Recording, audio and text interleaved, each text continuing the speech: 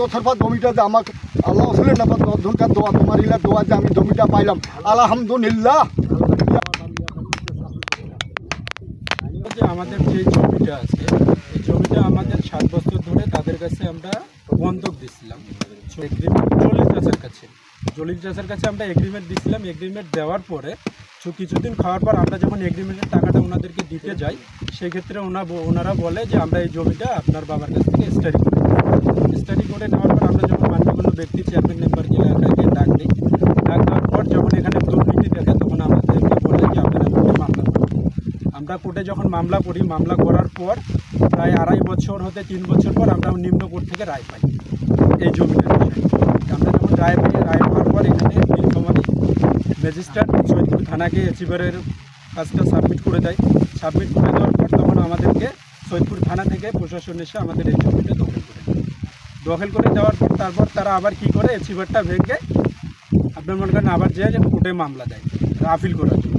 তো আপিল করার পর বিগত 7 বছর ধরে আমরা এই জমিটার মামলা চালানোর পর জজ কোর্ট থেকে আবারও আমরা রায় পাইছি।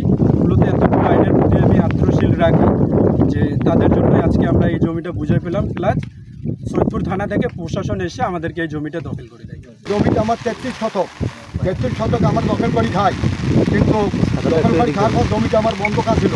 বন্ধক অবস্থায় 8 শতক জমি বিক্রি করছি, বাকি জমিটা আমার যে পড়িয়েছে উনিও আবাদ করতে পারবে না, আমিও পাবো না। কিন্তু উনি ফির কী করছে টানা ছবি দিয়া উনি জমি আবাদ করে।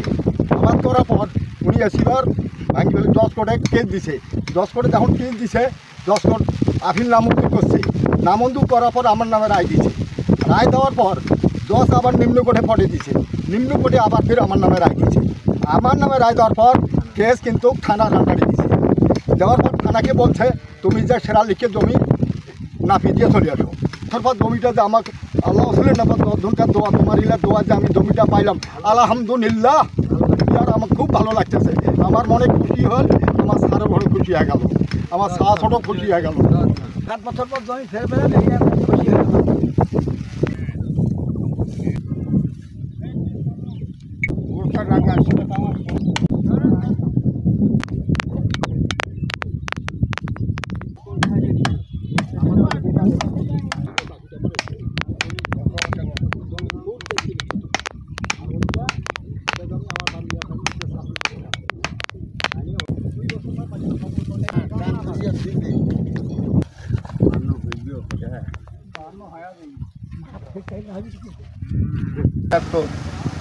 জমি হলো 33 শতক, নতুন দাগ হচ্ছে 272, জমি হলো 33-এর মধ্যে 22। এই জমিটা সেরালির পক্ষে যে নোটিশটা কোর্ট থেকে দেওয়া হচ্ছে সেই জমির মারধর করার জন্য আমি নিয়োগ হচ্ছি, আমিন হিসাবে নিয়োগ হচ্ছি মোহাম্মদ আব্দুল বাসর, যাহা উত্তর দক্ষিণ নির্ধারণ করে দক্ষিণ পাশে 66 ফিট আর উত্তর দক্ষিণে 72 ফিট। এই 11 শতক জমি 33-এর মধ্যে দক্ষিণ পাশে 22 গজ দেওয়া হয়েছে, বাকি অবশিষ্ট 22 শতক উত্তর পাশে রয়েছে। আসসালামু আলাইকুম, আমার নাম আইমেনা। আমি 7 বছর আগে জমির এই কেস চলাচ্ছি। আমি 7 বছর পর জমির আমি 3বারে আমরা আয় পাচ্ছি। 7 বছর পর কেস চলে আমি 3বারে আয় পাচ্ছি। নিম্ন করে আয় পাচ্ছি, 10 করে আপিল করছে। 10 করে ওর কাগজ নামঞ্জুর করে আমাকে আয় দিছে। তার আমার থানার আন্ডারে এসিভার ছিল, এসিভার সৈয়দপুর থানায় এসিভার ছিল। এসিভার আমার ভাঙি ফেলাইছে। শরীফুল এসিভার থানায় 50,000 টাকা দিয়ে এসিভার ভাঙিয়ে নিয়ে উনি আবাদ করে।